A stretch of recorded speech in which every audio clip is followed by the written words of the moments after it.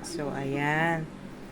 Ah, for today's video natin ay tungkol sa wala akong maisip. Pero, since nandiyan naman yung walis tambo sa likod ng pintuan ko. So, ayan na lang walis tambo. Ah, so, bakit nandiyan sa kwarto? Kasi, galing siyang Baguio. So, hindi siya sanay sa medyo maruming Bagong Silang.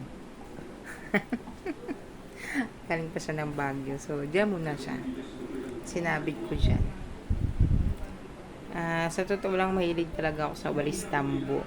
Sa katotohanan nga niyan nagdala pa kami ng walis tambo sa Switzerland noon. So, malayo pa lang nakita na namin yung bagahe namin. Kasi medyo naligaw kami sa Zurich.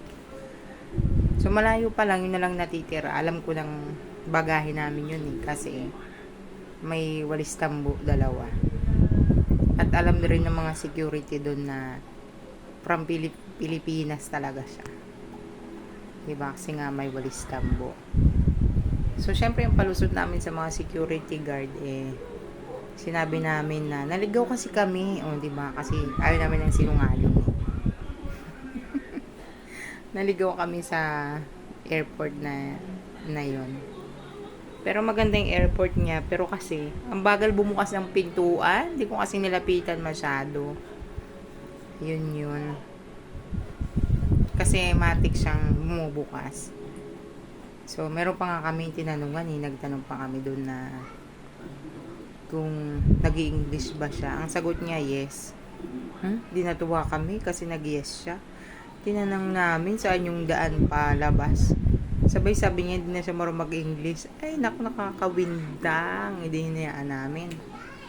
Malapit na pala kaming i-announce nun. Buti sa kabutihang palad nakalabas pa rin kami. Kasi meron kaming tinanungan yung tagalinis doon. So, tinanong namin siya. Yung tinuro niya sa amin yung palabas at medyo nakakahiya nga kasi yun doon ako nanggaling na hindi lang nag-open sa akin yung pinto. So, dapat pala medyo nilapitan ko siyang konti.